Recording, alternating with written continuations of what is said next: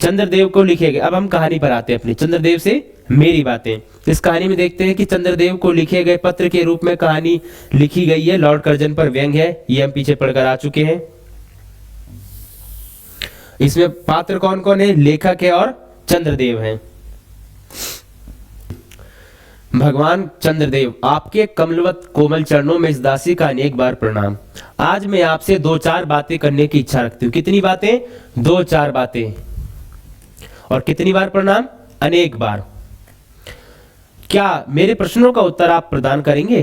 कीजिए, बड़ी कृपा होगी। देखो, सुनी अनसुनी सी मत कर जाना, अपने बड़प्पन की ओर ध्यान देना। अच्छा, कहती हूँ सुनो।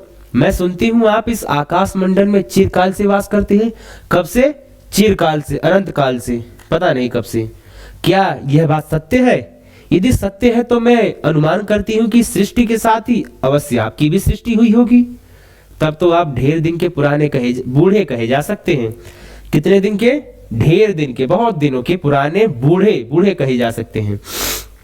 आप इतने पुराने हैं तो सही, पर काम सदा से एक ही और एक ही स्थान में करते आते हैं। यह क्यों? क्या आपका डिपार्टमेंट अर्थात महकमे में ट्रांसफर होने का नियम नहीं है? क्या आपकी गवर्नमेंट पेंशन भी नहीं देती? बड़े खेद की बात है। यदि आप हमारी न्यायशीला गवर्नमेंट के पास किसी विभाग में सर्विस करते होते तो अब तक आपकी बहुत कुछ पदोन्नति हो गई होती और ऐसी पोस्ट पर रहकर भारत के कितने ही सुरम्य नगर, पर्वत, जंगल और झाड़ियों में भ्रमण करते। ये कोटेशन लिख लीजिएगा आप।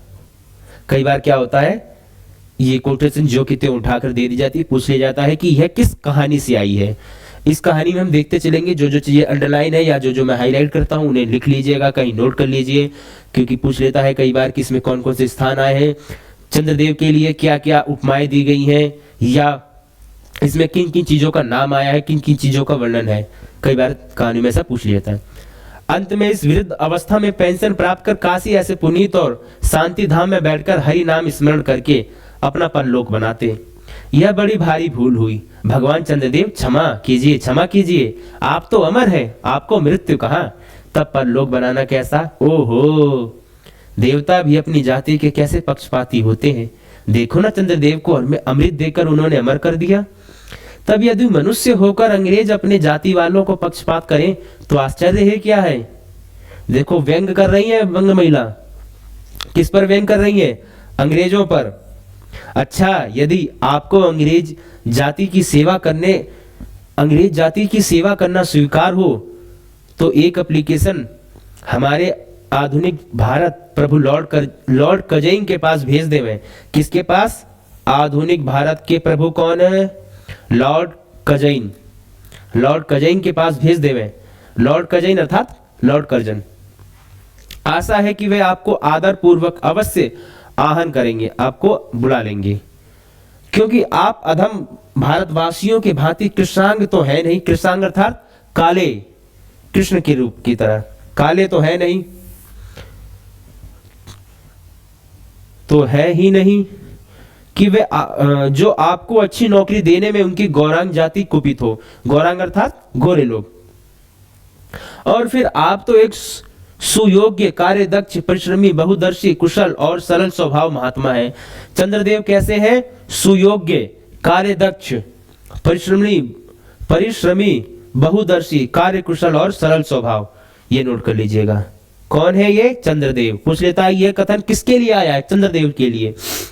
मैं विश्वास करती हूं कि जब लॉर्ड कर्जन हमारे भारत के स्थायी भाग्य विधाता बनकर आवेंगे तब आपको किसी कमीशन का मेंबर नहीं तो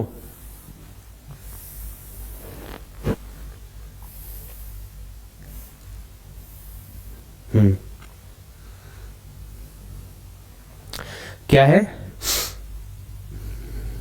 मैं विश्वास करती हूं कि जब लॉर्ड कर्जन हमारे भारत के स्थायी भाग्य विधाता बनकर आवेंगे तब आपको किसी कमीशन का मेंबर नहीं तो किसी मिशन में भर्ती करके वे अवश्य ही भेज देंगे। क्या बनकर आएंगे? भारत का स्थायी भाग्य विधाता। भारत का स्थायी भाग्य विधाता कौन आएगा? Lord Curzon. आपको किसी कमीशन का मेंबर नहीं तो किसी मिशन में भर्ती करके वे अवश्य ही भेज देंगे, क्योंकि उनको कमीशन और मिशन दोनों ही अत्यंत प्रिय है। फिर व्यंग्य है, कमीशन और मिशन दोनों ही अत्यंत प्रिय हैं, ये भी नोट कर लीजिएगा। आपके चंद्रलोक में जो रीति और नीति सृष्टि के आदि काल में प्रचलित थे वे ही सब अब भी है, पर यहाँ तो इतना परिवर्तन हो गया है कि भूत और वर्तमान में आकाश पाताल का सा अंतर हो गया है। मैं अनुमान करती हूँ कि आपके नेत्रों की ज्योति भी कुछ अवश्य ही मंद पड़ गई होगी, क्योंकि आधुनिक भारत संतान लड़कपन से ही चश्मा धारण करने लगी है। कौन? आधुनिक भारत की संतान, बच्चे क्या करने लगे? लड़कपन से ही चश्मा धारण करने लगे, नजरें उनकी कमजोर हो गई, चश्मा चढ़ा रहे हैं। इस कारण आप हमारे दीनहीन क्षीण प्रभ भारत को उतनी दूर से भली भांति न देख सकते होंगे। आप इतने दूर हैं चंद्रदेव, हमारे भारत को कैसे देखते होंगे? हमारे यहाँ तो जो बच्चे हैं वो भी चश्मा लगाते हैं, आप तो इतने ढेर दिन के पुराने, आप चश्मा भी नहीं लगाते, तो आप कैसे देखते होंगे हमारे भारत को? अतएव आपसे सादर कहती हूं कि एक बार कृपा कर भारत को देख तो जाइए। यद्यपि इस बात को जानती हूं कि आपको इतना अवकाश कहाँ, फिर भी कहती है कि एक बार जरूर आइए। मैं जानती हूँ आपके पास अवकाश नहीं है, आपके पास छुट्टी नहीं है, पर 8वें दिन नहीं तो महीने में एक दिन अर्थात अमावस्या को ही आ जाइए, तो आपको हॉलीडे छुट्टी अवश्य रहती होगी। कब रहती होगी? अमावस्या के दिन। क्या कहते हैं, ये नोट करिए। आपको इतना अवकाश कहाँ, पर 8वें दिन नहीं तो महीने में एक दिन अर्थात अमावस्या को तो आपको हॉलीडे अवश्य ही रहती है। यदि आप उस दिन चाहें तो भारत भ्रमण कर जा सकते हैं। इस भ्रमण में आपको कितने ही नूतन दृश्य देखने को मिलेंगे। क्या नए दृश्य देखने को मिलेंगे आपको? नूतन अर्थात नया दृश्य देखने को मिलेगा, जिसे सहसा देखकर आपकी बुद्धि जरूर चकरा जाएगी। यदि आपसे सारे हिंदुस्तान का भ्रमण शीघ्रता के कारण न हो सके तो केवल राजधानी कलकत्ते को देख लेना अवश्य ही उचित है। क्या कहते हैं चंद्रदेव से? मेरी बातें में बंग महिला अर्थात लेखिका कहती है चंद्रदेव से कि आपके पास इतना समय नहीं कि आप पूरे भारत को देख सके, इसलिए कम से कम आप कलकत्ता को जरूर देख के जाइए। उस समय की राजधानी क्या थी? कलकत्ता। वहां के कल कारखानों को देखकर आपको यह अवश्य ही कहना पड़ेगा कि यहाँ के कारीगर तो विश्वकर्मा के भी लड़क दादा निकले। कल कारखाने अर्थात फैक्ट्रियों को देख करके यहाँ के कारीगर तो विश्वकर्मा के भी लड़क दादा निकले। कहाँ के कारीगर? कलकत्ता के। कोटेशन नोट कीजिएगा, पूछ लेगा किस रचना से है। यही क्यों आपकी प्रिय सहयोगिनी दामिनो जो मेघों पर आरोहण करके आनंद से अटखेलियां किया करती हैं, वह बेचारी भी यहाँ मनुष्य के हाथों का खिलौना हो रही है। अर्थात कौन? बिजली। सहयोगिनी दामिनी कौन? बिजली। मेघों पर क्या करती हैं?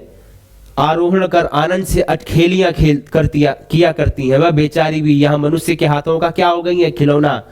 भगवान निशानाथ अर्थात निशा मतलब रात्रि के नाथ भगवान निशानाथ जिस समय आप अपनी निर्मल चंद्रिका को बटोर मेघमाला अथवा पर्वतों की ओट से सिंधु के गोद में जा सकते हैं, उस समय यही नीरद वासिनी विश्व मोहिनी सौदामिनी अपनी उज्जवल मूर्ति से आलोक प्रदान कर रात को दिन बना देती है। क्या कह रहे हैं कि जिस समय आप अपनी चंद्रिका को बटोर मेघमाला अथवा पर्वतों की ओर से सिंधु के गोद में जा छिपते हैं, आप छिप जाते हैं, भारत में दिखाई नहीं देता, पृथ्वी पर अंधेरा हो जाता, उस समय क्या? बिजली। उस समय यही नीरद वासिनी विश्व मोहिनी, क्या क्या उदाहरण उपमाएं दी जा रही हैं बिजली के लिए? देखिए, नीरद वासिनी विश्व मोहिनी सौदामिनी अपनी उज्जवल मूर्ति से आलोक प्रदान कर रात को दिन बना देती हैं। क्या बात है, रात को दिन बना देती हैं। आपके देवलोक में जितने देवता हैं उनके वाहन भी उतने हैं। क्या कहते हैं कि आपके जितने देवलोक में देवता हैं उनके वाहन भी उतने ही हैं। जैसे गणेश जी के लिए मूषक है, नारायण के लिए गरुड़ है, उसी प्रकार किसी का गज, देखिए किसी का गज, किसी का हंस, किसी का बैल, किसी का चूहा इत्यादि। पर यहां तो सारा बोझ आपकी चपला और अग्निदेव के माथे मरा गया। किसके? चपला और अग्निदेव। अग्निदेव आगे देखते हैं। क्या ब्राह्मण, क्या क्षत्रिय, क्या वैश्य, क्या शूद्र, क्या चांडाल, सभी के रथों का वाहन वही हो रही है। कौन हो रही है? अग्निदेव हो रहे हैं। इसमें देखिए, अब नोट करते हुए भी चलिए साथ साथ। मैं हर बार आपको ये नहीं कहूंगा कि ये चीजें नोट करिए, आप देखिए जो जो चीजें महत्वपूर्ण है उन्हें नोट करते हुए चलिए। हाईलाइट्स हो रखी वो चीजें क्या क्या। कई बार ऐसा करता है कि पूछ लेता है किन किन चीजों का वर्णन इस कहानी में है, जैसे गज, हंस, बैल और एक अन्य ऑप्शन दे देगा और पूछेगा किसका वर्णन नहीं है। तो ये आप ध्यान रखिएगा, गज का वर्णन है, हंस का है, बैल का है और चूहे का है। तो ये छोटी छोटी चीजें, ऐसी चीजें जो किसी कहानी में आपको ऐसा लग रहा है कि अलग से आ रही है, या कोई ऐसी बात, मतलब कहानी आप इस तरह से पढ़िए कि आपको एक एक उसकी बात याद रहे। ऐसी कोई बात ना रहे उसमें कि आपको कभी ये लगे कि हाँ कहानी में ऐसा भी कुछ है क्या।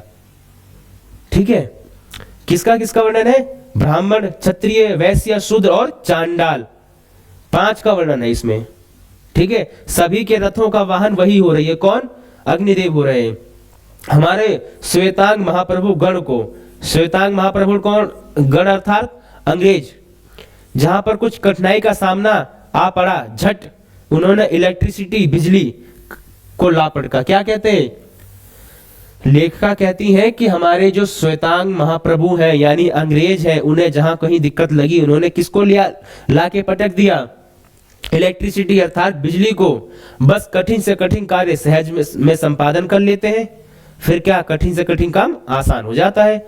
और हमारे यहाँ के उच्च शिक्षा प्राप्त युवक काठ के पुतलों की भांति मुंह ताकते। क्या कह रही हैं लेखिका? कि हमारे यहाँ के जो युवा है उच्च शिक्षा प्राप्त, वो क्या कर रहे हैं? कुछ नहीं, मुंह ताक रहे हैं, देख रहे हैं, केवल काठ के पुतले बने हुए। जिस व्योमवासिनी विद्युत देवी को स्पर्श तक करने का किसी व्यक्ति का साहस नहीं हो सकता, वही आज पराये घर में आश्रिता नारियों की भांति ऐसे दबाव में पड़ी है कि वह चूं तक नहीं कर सकती। क्या करें, बेचारी के भाग्य में विधाता ने दासी वृत्ति ही लिखा था। हरि पदोद्भवा त्रैलोक पावनी सुरसरी के भी खोटे दिन आए। किसके? बिजली के, देवी की बात कर रहे हैं। व्योमवासिनी, व्योम अर्थात आकाश में वास करने वाली विद्युत देवी, बिजली देवी, स्पर्श तक उन्हें छूने का साहस किसी में नहीं होता, वही आज पराये घर में आश्रिता नारियों की भांति दबाव में पड़ी है। कैसे पड़ी है? दबाव में, आश्रिता नारियों की भांति, कि वह चूं तक नहीं कर सकती। क्या करें, बेचारी के भाग्य में विधाता ने दास वृत्ति लिख दी, वृत्ति ही लिखा था। हरि पदोद्भवा त्रिलोक पावनी सुरसरी के भी खोटे दिन आ गए। देखिए किसकी बात कर रहे हैं अब? नदियों के, सुरसरी के भी खोटे दिन आ गए। अब वह भी स्थान स्थान पर मेम बंधन ग्रस्त हो रही है। उनके वक्ष स्थल पर जहां तहां मोटे वृहदाकार खंभ गाड़ दिए गए। क्या कहते हैं कि जो हमारी नदियां हैं, उन नदियों में भी क्या कर रहे हैं? बांध बना रहे हैं, खंभ गाड़ दे रहे हैं, बिजली बनाने के लिए टरबाइन लगा रहे हैं। कलकत्ता आदि को देखकर आपके देवराज सुरेंद्र भी कहेंगे कि हमारी अमरावती तो इसके आगे निरी फीकी सी जान पड़ती है। किसके आगे? कलकत्ता के आगे। देवेंद्र अर्थात सुरेंद्र, इंद्र की अमरावती फीकी हो गई। किसके आगे? कलकत्ता के आगे। याद रखिए, ये पॉइंट महत्वपूर्ण है, इंपॉर्टेंट, नोट कीजिए। वहां ईडन गार्डन तो पारिजात परिशोभित नंदन कानन को भी मात दे रहा है। वहां का, कहां का? Eden garden. ईडन गार्डन कहां पर है? कलकत्ता में। ठीक है, वहां के विश्वविद्यालय के विश्व श्रेष्ठ पंडितों की विश्व व्याधिनी विद्या को देखकर वीणा पाणी सरस्वती देवी भी कहने लग जाएंगे कि निसंदेह इन विद्या दिग्गजों की विद्या चमत्कारनी है। क्या कहते हैं कि जो यहाँ कलकत्ता के हमारे विश्व विख्यात अर्थात विश्व श्रेष्ठ पंडित है, जो विश्व व्याधिनी विद्या को देखकर क्या इनकी जो विद्या उसे देखकर सरस्वती भी क्या कहेंगी कि इन दिग्गजों को देखकर इनकी विद्या कैसी है, चमत्कारणी, चमत्कारपन करती है। वहीं के फोर्ट विलियम कॉलेज के फौजी के सामान को देखकर क्या कहते हैं, किस किस का वर्णन आया है, सरस्वती देवी का वर्णन आ गया, सुरेंद्र का वर्णन आ गया है, अर्थात देवेंद्र का। ठीक है, ये पॉइंट्स नोट कीजिए। वहीं फोर्ट विलियम कॉलेज किसका जिक्र आया है, फोर्ट विलियम कॉलेज का जिक्र आया है। इसकी स्थापना कब हुई थी, 1800 में। ठीक है, महत्वपूर्ण कथन है ये। देखकर आपके देव सेनापति कार्तिकेय बाबू के भी छक्के छूट जाएंगे। किसके छक्के छूट जाएंगे, कार्तिकेय बाबू के भी।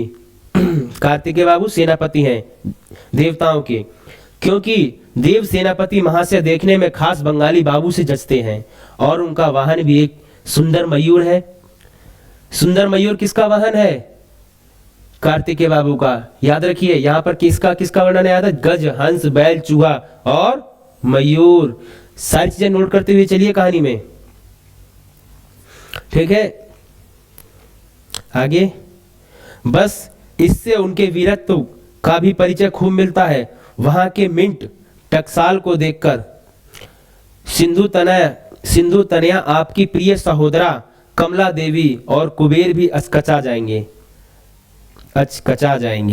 कौन कौन, कुबेर और कमला देवी। भगवान चंद्रदेव इन्हीं सब विषम्य उत्पादक अपूर्व दृश्यों का अवलोकन करने के हेतु आपको सादर आमंत्रित और सवनीय आहुति करती हूँ। संभव है कि यहाँ आने से आपको अनेक लाभ भी हों। आप जो अनादिकाल से निज उज्जवल वपु में कलंक की कालिमा लपेट निज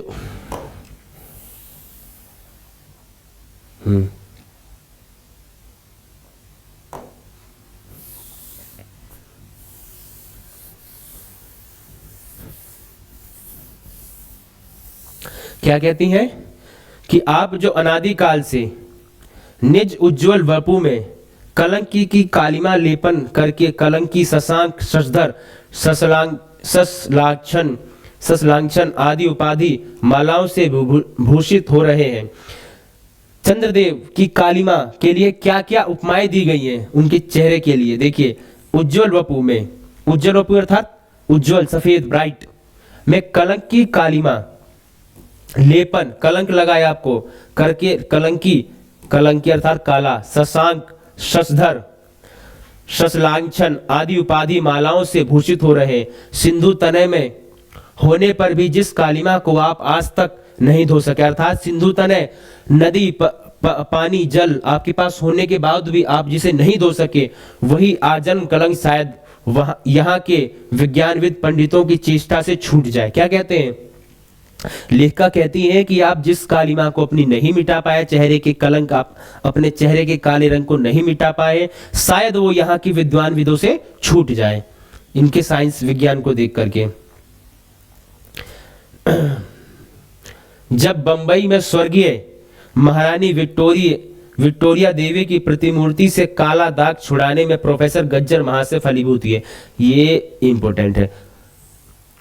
किसकी मूर्ति से काला दाग छुड़ाने में कौन सफल हुए, प्रोफेसर गज्जर। किसकी, प्रोफेसर गज्जर महाशय। किसकी मूर्ति से, महारानी विक्टोरिया देवी की मूर्ति से। ये व्यंग है ये भी। बंबई में स्वर्गीय, देखिए बंबई में स्वर्गीय महारानी विक्टोरिया देवी की प्रतिमूर्ति से काला दाग छुड़ाने में प्रोफेसर गज्जर महाशय फलीभूत हुए। तब क्या आपके मुख की कालिमा छुड़ाने में फलीभूत ना होंगे वो। देखिए क्या बात करती है लेखिका, व्यंग करती है कि जब भाई उनके मुंह से छूट सकता है तो आपके चेहरे से कालिमा क्यों नहीं छूट सकती। शायद आप यह बात भी अभी तक विदित नहीं हुई, शायद आप पर यह बात अभी तक विदित नहीं हुई कि आप और आपके स्वामी सूर्य भगवान पर जब हमारे भूमंडल की छाया पड़ती है तभी आप लोगों पर ग्रहण लगता है। फिर व्यंग है, क्या कहती हैं, हमारी जो एक मानसिकता बनी हुई है उस पर भी व्यंग करती है कि हम रूढ़िवादी कितने हैं। तर्क से चीजों को मानिए, तर्क से देखिए।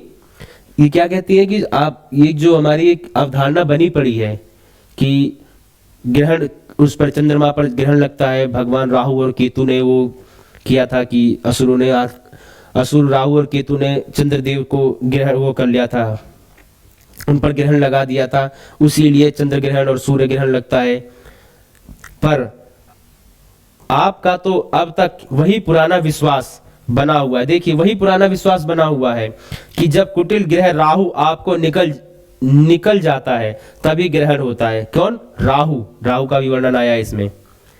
पर ऐसा थोथा विश्वास करना आप लोगों की भारी भूल है। क्या कहती है कि ऐसा बेकार का विश्वास करना आप लोगों की भारी भूल है।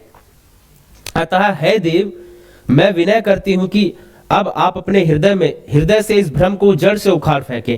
क्या कहती है लेखिका कहती है चंद्रदेव से मेरी बात कहानी में लेखिका यह कहती है कि हे चंद्रदेव, आप लोगों का जो विश्वास है कि जब राहु का ग्रहण लगता है, ग्रहण करता है राहु, तब चंद्र ग्रहण और सूर्य ग्रहण लगते हैं, परंतु ऐसा नहीं है। आप लोगों का ये विश्वास है, मैं कहती हूँ कि आप इस विश्वास को उखाड़ फेंके, ये भ्रम है आपके हृदय में। ठीक है, आगे। अब भारत में तो आपके और ना आपके स्वामी भुवन भास्कर सूर्य महाशय ही के वंशधरों का साम्राज्य है, और अब भारत की वह सस्य श्यामला स्वर्ण प्रसूता मूर्ति ही है।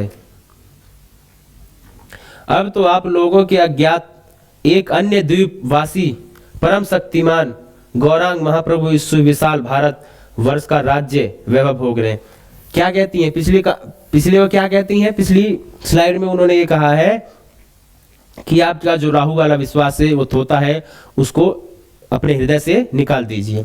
आगे फिर कहती हैं कि अब इस भारत में ना तो आपके वंशधरों का राज्य है, ना आपके भुवन भास्कर सूर्य महाशय के वंशधरों का राज्य है। अर्थात जो कहते हैं ना कि हम सूर्यवंशी और चंद्रवंशी, ऐसे ऐसे वीरों का राज्य यहाँ खत्म हो गया है, वो वीर अब नहीं है। और ना अब भारत की वह सस्य श्यामला स्वर्ण प्रसूता मूर्ति ही है। भारत की वो जो श्यामला स्वर्ण प्रसूता मूर्ति थी वह भी अब भारत में नहीं है। अब तो आप लोगों के अज्ञात एक अन्य द्वीप वासी परम शक्तिमान गौरांग महाप्रभु इस विशाल भारत वर्ष का राज्य वैभव भोग रहे हैं। इस भारत वर्ष का राज्य वैभव कौन भोग रहे हैं? गौरांग महाप्रभु, अर्थात अंग्रेजवासी। अंग्रेज यहाँ का राज भोग रहे हैं। अब तक मैंने जिन बातों का वर्णन आपसे स्थूल रूप में किया, सब इन्हीं विद्या विशारद गौरांग महाप्रभु की कृपा कटाक्ष का परिणाम है। क्या कहती हैं कि अब तक मैंने आपसे जो भी बातें स्थूल रूप में करी हैं, ये सब किसका परिणाम है? अंग्रेजों के कृपा कटाक्ष का परिणाम है। यूं तो यहाँ प्रतिवर्ष पदवी दान के समय कितने ही राज्य विहीन राजाओं की सृष्टि हुआ करती है। क्या कहते हैं? पदवी दान के समय राज्य विहीन राजाओं की सृष्टि हुआ करती है। राज्य तो आपके पास है, पर आप उस राज्य के मालिक नहीं है, केवल आप उस पर बैठे हैं, राजा बनकर आप बैठे हैं, पर आपका शासन वो चलता नहीं वहां पर। इसलिए आप क्या है? राज्य विहीन राजा है। पर आपके वंशधरों में जो दो चार राजा महाराजा नाम मात्र के हैं भी, वह काठ के पुतलों की भांति है। क्या कहती हैं कि आपके वंशधरों के जो दो चार सूरमा बचे भी हैं, वो केवल नाम मात्र के हैं, कुछ करते नहीं है, वो काठ के पुतले बने हैं। जैसे उन्हें उनके रक्षक नचाते हैं, वैसे ही वह नाचते हैं। वह इतनी जानकारी नहीं रखते कि उनके राज्य में क्या हो रहा है, उनकी प्रजा सुखी है या दुखी है। वे कहते हैं कि जैसे अंग्रेज नचाते हैं वे वैसे नाचते हैं, उन्हें मतलब नहीं प्रजा सुखी है या दुखी है। अंग्रेजों ने कहा आप राज कीजिए, ठीक है, आपको राजन शासन कैसे चलाना है वो हम बताएंगे, बस केवल आप राजा है, बैठकर राज कीजिए। तो उसी को ये व्यंग के रूप में लेखिका लिखती है यहाँ। यदि कभी भारत भ्रमण करने को आए तो अपने फैमिली डॉक्टर धन्वंतरी महाशय को और देवताओं के चीफ जस्टिस चित्रगुप्त को साथ अवश्य लेते हैं। किसको किसको? फैमिली डॉक्टर कौन है इनके? धन्वंतरी महाशय, और देवताओं के चीफ जस्टिस चित्रगुप्त जी को साथ अवश्य लाएं। चित्रगुप्त जी ही तो हमारा लेखा जोखा रखते हैं यमराज के पास जब हम पहुंचते हैं। ऐसा मान्यता है हिंदू धर्म की कि जब हम मरकर स्वर्ग में जाते हैं यमराज के पास, तो वो देखते हैं कि इनका लेखा जोखा निकालो भाई, अच्छे काम क्या है, बुरे काम क्या है, उसके हिसाब से स्वर्ग नरक की होता है, स्वर्ग नरक में भेज दिए जाते हैं। आशा है कि धन्वंतरी महाशय यहाँ के डॉक्टरों के सन्निकट चिकित्सा संबंधी बहुत कुछ शिक्षा लाभ कर सकेंगे। क्या कहते हैं कि जो आपके धन्वंतरी है ना डॉक्टर साहब, उन्हें यहाँ भेजिए, यहाँ अच्छी शिक्षा दी जाती है, यहाँ ऐसे ऐसे डॉक्टर हैं कि वहाँ नहीं मिलेंगे, उनको इतनी चिकित्सा नहीं आती जितनी यहाँ के लोगों को आती है, यहाँ भेजिए उन्हें। ये कि प्लेग महाराज, ठीक है, क्या कहती है, प्लेग महाराज, ईश्वर ना करे, भगवान ना करे ऐसा हो, आपके चंद्रलोक या देवलोक में घुस पड़े तो वहां से उनको निकालना कुछ सहज बात ना होगी। यही जब चिकित्सा शास्त्र के बड़े बड़े पारदर्शी उन पर विजय नहीं पा सकते, तब वहां आपके देवलोक में जड़ी बूटियों के प्रयोग से क्या होगा। क्या कहती है कि हमारे यहाँ प्लेग महाराज आ गए, इन पर विजय नहीं पाई गई, बहुत बड़ी बीमारी आई थी प्लेग की, कई लोगों की जान चली गई। तो कहती है कि अगर प्लेग आपके वहां आ जाए तो आपकी क्या दशा होगी, जब यहाँ के लोग कुछ नहीं कर पा रहे हैं। तो ये भी व्यंग है यहाँ के लोगों पर कि हम लोग प्लेग से अपने लोगों को बचा भी नहीं पाए। आगे कहते हैं कि यहाँ के इंडियन पिनल कोड की धाराओं को देखकर चित्रगुप्त जी महाराज अपने यहाँ की दंड विधि कानून को बहुत कुछ सुधार कर सकते हैं। क्या कहते हैं कि यहाँ हमारे इंडियन पिनल कोड की धाराओं को देखकर चित्रगुप्त जी अपनी दंड विधि में सुधार कर सकते हैं। और यदि बोझ ना हो तो यहाँ से वे 2-4 टाइपराइटर भी खरीद ले जा सकते हैं। उससे टाइपराइटर से क्या होगा, काम आसान हो जाएगा। कितने, 2-4 टाइपराइटर्स। जब प्लेग महाराज के अपार अनुग्रह से उनके ऑफिस में कार्य की अधिकता होवे, तब उससे उनकी राइटर्स बिल्डिंग के राइटर्स के काम में बहुत ही सुविधा और सहायता पहुंचेगी। वे लोग 2 दिन का काम 2 घंटे में कर डालेंगे। अच्छा, अब मैं आपसे विदा लेती हूं। मैंने तो आपसे इतनी बातें कही, पर खेद है आपने उनके अनुकूल या प्रतिकूल एक बात का भी उत्तर ना दिया। परंतु आपके इस मौन अवलंब को मैं स्वीकार का सूचक समझती हूँ। अच्छा, तो मेरी प्रार्थना को कबूल करके एक दफा यहाँ आइएगा जरूर, एक बंग महिला।